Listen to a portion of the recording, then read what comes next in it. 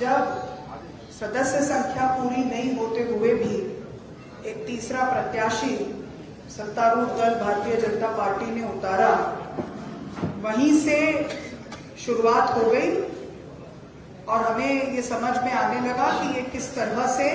संविधान को, लोकतंत्र को कुचलने की राजनीति, लोकतंत्र को प्ले करने की राजनीति कर रहे हैं। एसआईआर के बहाने और अलग अलग हथकंडे अपनाकर वोट चोरी तक जो मामला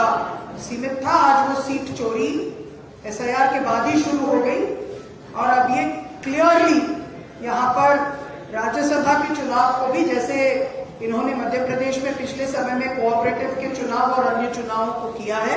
वैसा ही बनाने की कोशिश हो रही है। एक तरफ ये महिलाओं की बात करते हैं,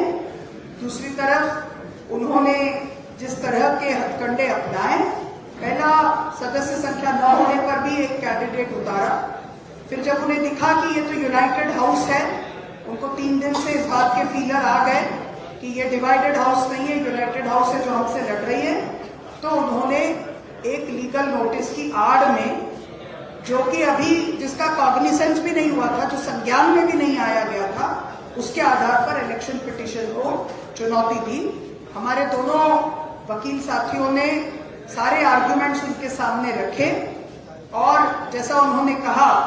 उन आर्ग्यूमेंट्स को पूरी तरह से हियरिंग तक नहीं दी गई, उसका उल्लेख भी नहीं हुआ और एक फैसला आया। इसके बाद ये बहुत स्पष्ट है कि उनकी नीति क्या है, उनकी नीयत क्या है। और ये हम सबके लिए एक ये राज्यसभा की सीट का सवाल नहीं है, मेरा एज अ कैंडिडेट भी सवाल नहीं है, लेकिन पिछले समय जो आइडिया ऑफ इंडिया के लिए, जो लोकतंत्र के लिए राहुल जी लड़ाई लड़ रहे हैं, हमारे नेता, ये आज